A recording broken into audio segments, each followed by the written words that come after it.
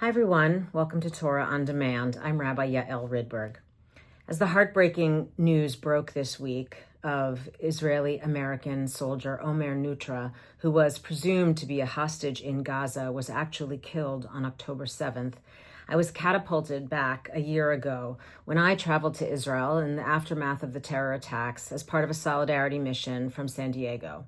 On our final day in Israel, we spent some time walking around Kikar HaChatufim, the hostage square, an open space in Tel Aviv that has been filled with many art installations remembering the hostages and demanding their release.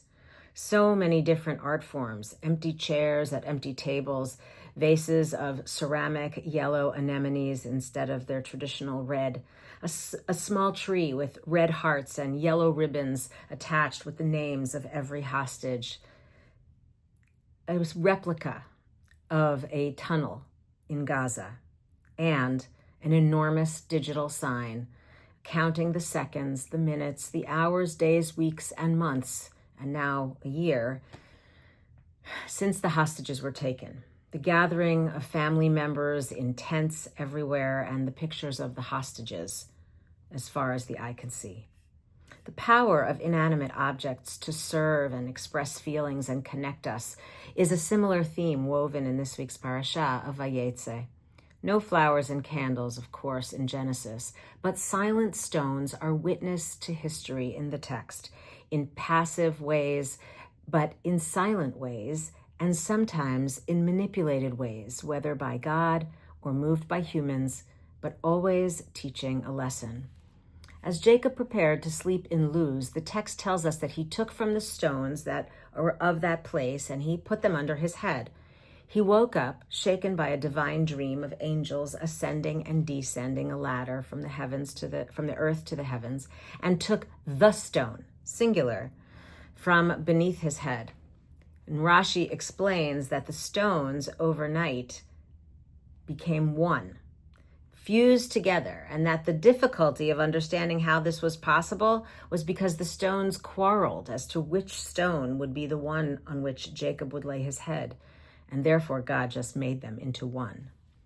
Jacob then took that stone and set it up as a pillar, anointed it with oil, and vowed to make it a house of God. What's important is that Jacob departed with the dream and new clarity of God's presence, but the stone remained as a witness to Jacob's spiritual awakening. As Jacob continued on his journey, he came to a well with its mouth covered with a larger stone. The only way to roll the stone from the well was for all the shepherds of the town to move it together. One midrash indicates that it was put there because of mistrust and suspicion among the shepherds. When Jacob laid eyes on Rachel for the first time at that very well, he was said to be transformed from a simple man into a superman and was able to roll the stone away himself. The stone was now symbolic of the power of love.